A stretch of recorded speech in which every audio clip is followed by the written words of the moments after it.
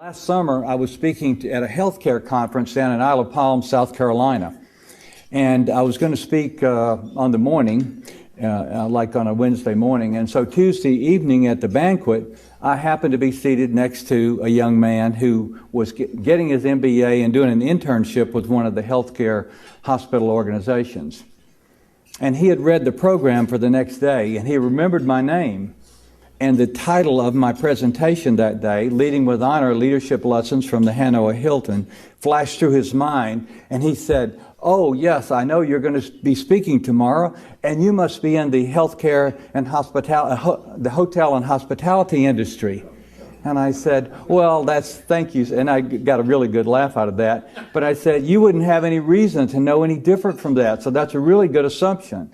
The context of Vietnam, in my experience there, you wouldn't know about our gallows humor that we had calling it the Hanoi Hilton, because it was just the opposite from that. Well, as you all are experiencing the winds of change and talking about the winds of change, I've thought a lot about that, and my clients as a leadership consultant, they're all dealing with change just like you are. Everybody's facing change, and it keeps coming at a faster rate. And nobody likes change. Well, we like it, especially if we can control it. But when it gets out of our control, it gets much more difficult. We like our change, but we don't really like other people's change so well.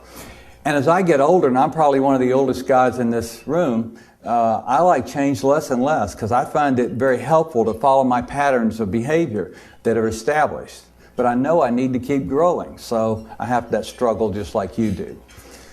You know, Jim Collins' first inaugural big book, Built to Last, highlighted change and how some corporations dealt with change and others didn't. I love this graphic from that book, Built to Last. It's the yin and the yang. It's been around for thousands of years. And the way he applied it in this particular situation of dealing with change, I think has a message for us today. Preserve the core of your mission and your values. And then change everything else. Stimulate progress to change and grow and get better and better and better. Well, I'm going to let you work on the right-hand side here, the stimulate progress, and figure out what that means for you. Today, as I go through my presentation, I want to remind us all about preserving the core. The core principles of leadership and character and ethics and courage, they don't change. They've been around thousands of years. They haven't changed one bit. And that's the core that we really need to preserve in our nation, in our world today, and international business as we move forward. Well, that's pretty teachy, and I don't want to teach you all today. Winston Churchill says, "I love to learn, but I really don't like to be taught." And most of us in this room are kind of that way. I'm that way, and most of us are. So I'm going to tell you some stories. And through my stories, I'm going to allow you to pick up anything that you want to learn. Whatever is there for you, I hope that you'll take away. At the end, I will leave you with two things. One, some reflection on what helped us succeed and make it through that difficult situation. And two, three things that might be helpful for you as you move forward and to take away. But you don't have to do that. Well, I had always wanted to fly airplanes. I knew what my talents were. I thought I knew. I knew what my passion was. And so when I graduated from college, I really majored in Air Force ROTC at the University of Georgia. The academy was too far away and too new at that time, the Air Force Academy. And so I didn't know how to get there. We didn't have counselors back then. That was before that change took place. So I went through Air Force ROTC. 3 days after I graduated, I was in flight school. 53 weeks later, I had my assignment. And my assignment, like 534 other lieutenants from across the United States Air Force in my class, that one class had at all 8 training bases, 534 of us got an assignment that said F-4 Phantom, Pipeline, Southeast Asia. This was August 1966. And the war in Southeast Asia was building up rapidly, and they knew they were going to be needing pilots, and they bought a lot of these airplanes. This was the hot number back then, kind of the sports car of the era, and I was so happy to be assigned to it. Now, the downside of it was at that time we had 2 pilots in it, so I had to go be the junior birdman for a year or two, and then go to the front seat. There was a captain or a major usually in the front seat in those days. Other than that, it was a fantastic experience. I went out to California. I actually took this picture one day to really commemorate and to remember what a wonderful experience it was to be 22, 23 years old, going through combat training in the high desert between Los Angeles and Las Vegas, flying over Death Valley, flying over the Sierras. We would take off in a flight of 4, and we would go faster than 500 miles an hour at below 500 feet. And you get a real sensation of speed when you're down low and you're going fast. It's really going by in a hurry. So it was very exciting for me, but it was all for a purpose because we were headed to war. This was the hero shot that we all took and sent home to our families, girlfriends. I was single when I went to war, which was a real blessing. I was 23 years old here and headed off, already there. And I'm so glad I wasn't married because of, getting married just when you're going to war is not always a good idea. Some of my friends did. Well, we had a rocket attack that night, first night we got in, and the next day we found the revetments where we could get out of the way of the rockets. That was a nice place to go. These were above ground, sandbag-filled places where we could get out of the way of rocket attacks. The North Vietnamese communists would sneak in every now and then and lob rockets onto our base. The guy on the right is Doug Condit. Doug was a great guy. We went through training together. We had fun together. He was married, but we hung out a lot together at the flight line and so on. No children. Doug went down 6 weeks after I did, and Doug didn't come home, along with 3 other guys that were my roommates in flight school, combat training, or the war that didn't come home. So I'm really one of the lucky ones. When people feel sorry for me, I think, no, there's a lot of people that have suffered a lot more than me. I went through something, but I made it back, and I've had a wonderful life ever since. And so dealing with the realities of war is always hard. It was, and it always has been in every war. And that's one of the things we have to deal with. Well, Tom, the 7th of November, 1967, my airplane was hit over enemy territory. It blew into several pieces. And I had wonderful training, and I knew how to make that decision. The stick was frozen aft right, smoke in the cockpit. It was tumbling end over end. I could tell by the negative, positive G's, just like that. And I knew we were low altitude and flying fast, and that we were going to hit the ground pretty quick. Conclusion, you must eject. But you're over enemy territory, you must eject. I pulled the handle. Everything happened automatically. Martin Baker from England built the ejection seats that so many of us have used, and they worked flawlessly for me. The gases from that explosive charge blew the canopy.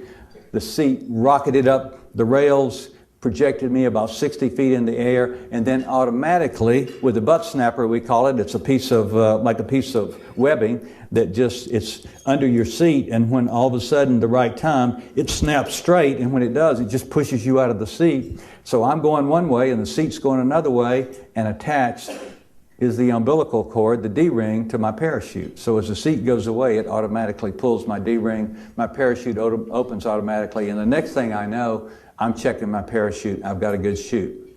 And then I hear all this shooting on the ground because we are over enemy territory and they're shooting at our wingman. They may have been shooting at me, I don't know. I could hear shooting, bullets going by, and I could hear the enemy gunners, gun commands, yelling, screaming gun commands to their firing squads and so on, anti-aircraft firing squads. Well, I maneuvered my parachute as best I could, trying to get away. Couldn't do that, so I made my decision to do my parachute landing fall.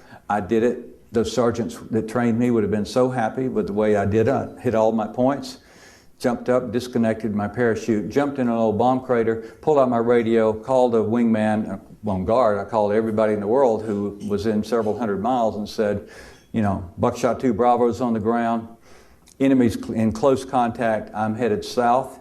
Start strafing 400 meters north of the river, I'm headed south. I was about 300 meters north. At a reunion after the war, the wingman, I ran into the guys and they said, hey, we heard your call, you wanted strafing, but we decided we couldn't shoot that good. The enemy was too close and we were afraid we'd hit you. I said, well, that's probably wise. Well, they surrounded me immediately, and one of them pulled out a little, what we call a pointy talkie, which was like a little comic book they carried in their pocket. And in the midst of all this going on, and I had pulled out my .38 revolver and fired around a tracer right over their head, trying to scare them away, and they didn't flinch.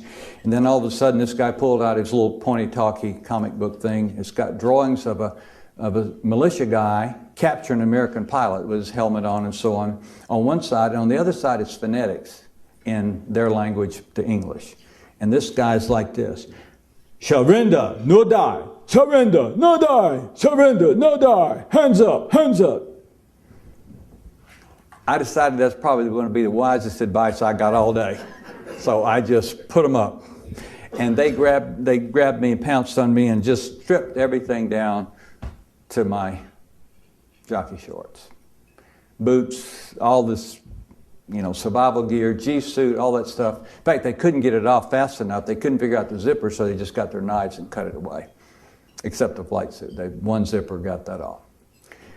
And then the shock hit. Up until that time, I wasn't seeing my life flash before my eyes. I was just thinking about getting away and just figuring out how to up my odds as best possible. Now the shock hits, and I feel like I've just fallen in a cascading river of rapids, and it's sweeping me downhill, and there's not much I can do about it. And so I had to kind of get a grip on my mentality and realize that I was still in the fight. But the context of the fight has changed, speaking of context earlier, and now I'm no longer on the offense, I'm on the defense. And it's going to take all my wits and skill and courage to make it through these next few months that I'm going to be there. Because I'm thinking, that's about all I could think was a few months at the most. Who knows? Well, it took me about 2 weeks to get to Hanoi, to the Hanoi Hilton complex. And during that time, it was a very exciting time in my life. I was strafed and bombed by American air power 3 times. And each time I got in a foxhole or a bomb shelter. But it was close, really close. But more scary was the 3 times when the local populace tried to get me and kill me. Because obviously, if somebody had been bombing around my farm in Georgia where I grew up, we'd have been after them, And they were after me. They weren't very happy with us, I understand. Interestingly enough, probably a staff sergeant in the militia was in charge with a squad of people to move me north to get to Hanoi. And he took his job seriously. He led with honor, I think, because he protected me, even at risk of he and his guys getting beat up a couple times, or at least getting hit. But they got their rifles and made a V, and we pushed through the crowd and threw me in the truck, and away we'd go. It was like something in a 1950s movie, The good guys jump on the truck just as before the crowd gets them, and we make it out of town. And that happened 3 times. So it was a pretty exciting ride for both of those reasons, headed to Hanoi.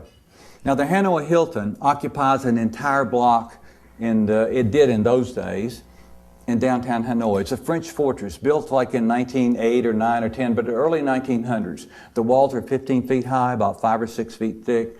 Broken glass wine bottles embedded, concreted into the top of the walls. There's electrocution wires around the top, and then there's a guard tower at each of the corners with machine guns. So nobody ever escaped from that particular prison. If you go there and see it now, it's a museum and a hotel. It's really there. But it doesn't look like what it looked like when we were there. You'll notice up in the top left-hand corner, let's see if I can point with this. Yeah, this area right here was where most all of us were living. This was more of an in-processing area, and at the time, this area later called Camp Unity was filled with Vietnamese prisoners. Some political prisoners, probably some were, murderers and thieves, I don't know, but they had a workshop over there. It sounded like they were beating on things all day long every day. Well, we have to name things, so it was some of the guys. Most fighter pilots have gone through Las Vegas. 70% of the guys were Air Force and about 30% with Navy Marine Corps. This was pretty much all air crews in the Hanoi Hilton complex because we were the ones shot down and captured over North Vietnam. So it was a very unique group of people, but naming this area Little Vegas was kind of a logical thing for our guys to do. Now, I was put into a 6.5 by 7 foot cell right here, 6.5 by 7 feet.